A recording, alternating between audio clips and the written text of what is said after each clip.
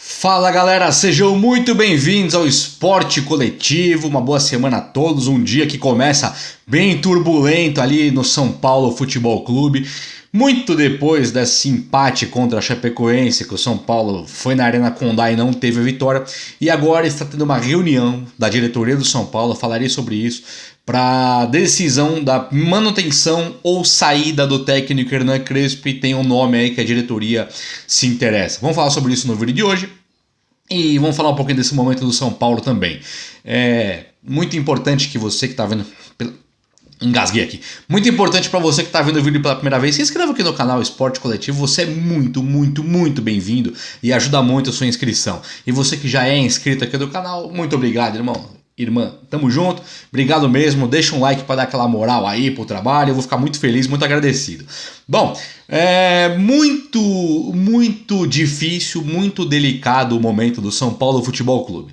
O São Paulo ele tá flertando já com a zona de rebaixamento do Campeonato Brasileiro praticamente desde que começou o ano e o ano do Brasileirão, né, que foi ali no meio do ano. Então o São Paulo, ele não é um time que está acostumado com essa situação.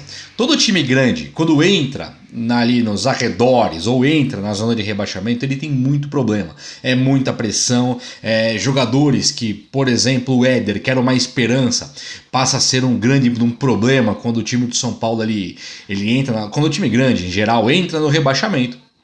E isso é um problema. Então, o São Paulo ele conta com o técnico hoje, Hernan Crespo.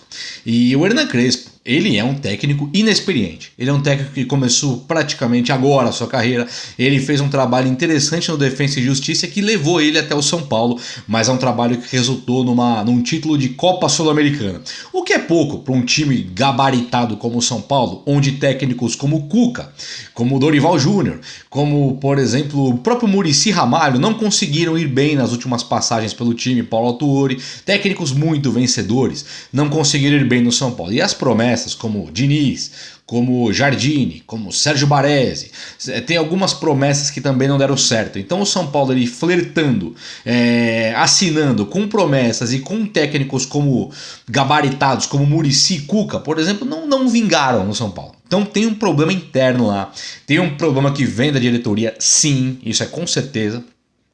Mas o São Paulo ele hoje não pode descartar o fato de que o trabalho do técnico Crespo é um trabalho que, apesar do Paulista, que ganhou no detalhe do Palmeiras, é um trabalho que não tem evoluído, é um trabalho que não tem ido para frente, é um trabalho que em outubro ninguém sabe a escalação do São Paulo ainda. O São Paulo do Crespo, ele demonstra falta de conhecimento do futebol brasileiro.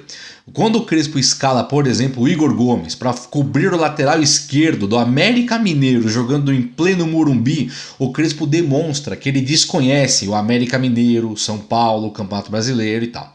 Então o trabalho ele pode ter tempo de duração, pode ter a paciência que um técnico precisa, pode, mas não quando você está ali perto da zona de rebaixamento, perto de ser rebaixado. O São Paulo já perdeu de maneira vergonhosa a Copa do Brasil pro Fortaleza, tomando 3-0. O Gabriel Sara fez um gol no finalzinho, mas no finalzinho mesmo, quando o Fortaleza já tinha fechado a panela, já foi 3-0 o jogo, daquele 2-2 no Morumbi, depois 3-0, com o time do São Paulo jogando com 3 zagueiros e 3 volantes. Ou seja, o ataque não funciona porque tem pouca gente. É uma Rigoni dependência muito incrível, coisa que se via no trabalho do Diniz com a Luciano e Brenner dependência. O Diniz, quando o trabalho estava péssimo, dependia do Luciano e do Brenner. O Crespo, com o mesmo trabalho péssimo, depende do Rigoni. Então tem uma questão aí que o Sara, por exemplo, caiu muito de produção, o Igor Gomes caiu muito de produção, o Vitor Bueno e o Pablo não levam em consideração esses caras, mas o próprio Luciano tá mal posicionado quando joga. O Luan voltando a ser reserva de um time onde o Diniz mostrou que o Tietê não podia ser primeiro volante, precisava da figura do Luan. O Crespo precisou da figura do Luan, foi o melhor jogador do São Paulo no Paulista e o Luan é o primeiro a sair do time quando o Crespo identifica que ele precisa de uma saída de bola de mais qualidade e ele coloca Lisieiro e Nestor, que nem são necessariamente essa saída de bola de extrema qualidade. Então tem sido um problema. Por exemplo, contra o América Mineiro, contra a Chapecoense, que são times muito mais modestos, a Chapecoense rebaixada, o Crespo não abriu mão dos 3 zagueiros em momento algum do jogo. Era Léo, Miranda e Arboleda. E o Rigoni isoladão na frente, porque o Éder não está em condições. Éder é esse que jogando no lugar do Luciano na Copa do Brasil. Tem muitos desencontros nesse trabalho do Crespo. Tem mais fatores negativos do que positivos. E os fatores negativos agora em outubro, com o São Paulo não conseguindo ganhar do Lanterna de jeito nenhum, ganhando muito mal do Atlético Goianiense, não ganhando do América Mineiro e não ganhando da Chapecoense, esses problemas de conceito, de construção, de montagem da equipe, eles começam a ser muito pesados, muito. E a diretoria então está agora reunida, numa reunião decidindo se vai ou não manter o Crespo. E muito provavelmente o Crespo vai sair do São Paulo, porque a diretoria que rebaixar esse time do São Paulo, ela vai ficar marcada para sempre. O São Paulo nunca caiu, não pode cair. Não pode brincar de cair. E o Crespo nada mais é do que uma promessa.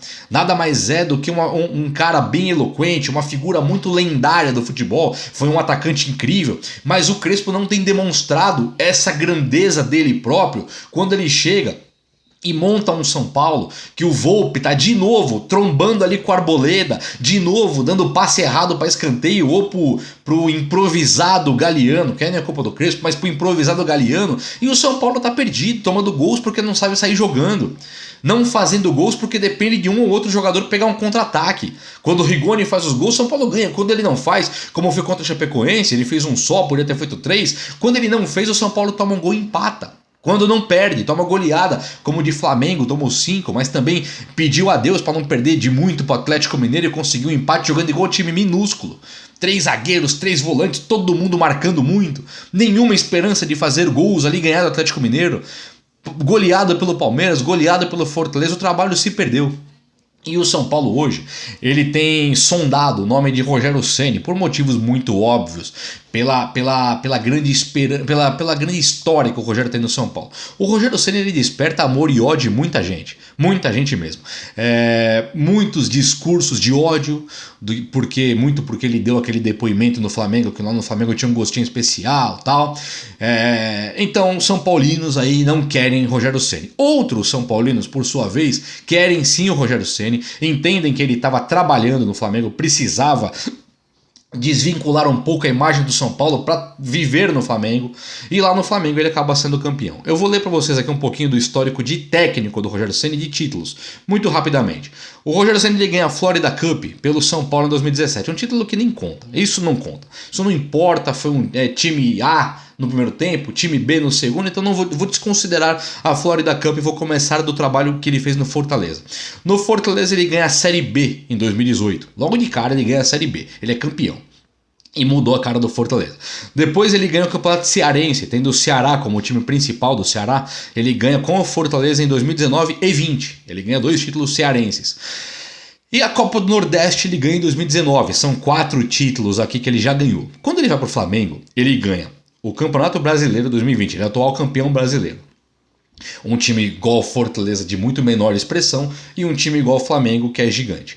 Depois ele ganha a Supercopa do Brasil em 2021 e ganha o Campeonato Carioca de 2021 e ganha a Taça Guanabara 2021, tendo 8 títulos, descartando aquela Florida Cup.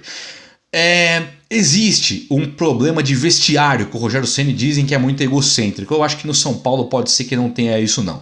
Mas nada muda o fato de que ganhou aqui 4 títulos no Fortaleza e ganhou 4 títulos no Flamengo, pegando um time de muito investimento, muita expressão nacional, o melhor elenco do Brasil que é o Flamengo, e um time de muito menor expressão que é o do Fortaleza. Ele fez um trabalho bem versátil, se analisarmos por esse lado. Muitos dizem que o problema do São Paulo, e é muito grave, que é o de jogadores vagabundos, é o que o pessoal tem falado, e aí eu discordo plenamente. Vamos imaginar que você pode criticar muito Igor Gomes, Gabriel Sara, pode criticar quem você quiser, você tem esse direito total. Mas vocês perceberam que na época do Aguirre eram jogadores vagabundos, o Aguirre estava certo? Com o Diniz, muita gente tem dito agora que eram jogadores vagabundos que entregaram o campeonato. Alguns acham que o Diniz era péssimo, como é o meu caso, e outros acham que o Diniz estava correto, mas os jogadores eram vagabundos. Quando fala do Crespo e que os jogadores são vagabundos e não sei o que, coisa e tal, porque é o time do Diniz, peraí.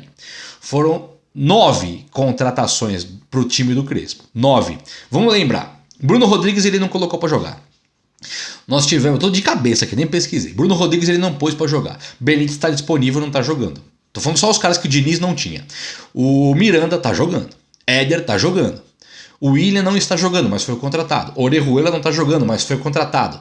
O Rigoni está jogando. Quem mais aí? Preciso da memória de vocês agora, mas vamos lá. Tem 9 jogadores que foram contratados pelo São Paulo. Preciso lembrar. Gabriel Neves foi contratado, não está jogando. Então o São Paulo contratou. O São Paulo colocou os jogadores à disposição. Caleri que tá jogando já. Tá aí, o último é o Caleri, a cereja do bolo. Então o Crespo teve os jogadores. Se era um sintoma de jogadores vagabundos com a Aguirre, jogadores vagabundos com o Diniz, jogadores vagabundos com o Crespo, eu descarto a questão de jogadores vagabundos. Eu não acredito que são jogadores vagabundos. Eu acho que o time do São Paulo, pelo menos hoje, está mal montado. Queria muito ouvir a opinião de vocês. O vídeo de hoje foi esse. Espero muito que vocês tenham gostado. Um abraço, meus amigos. Até a próxima. Valeu!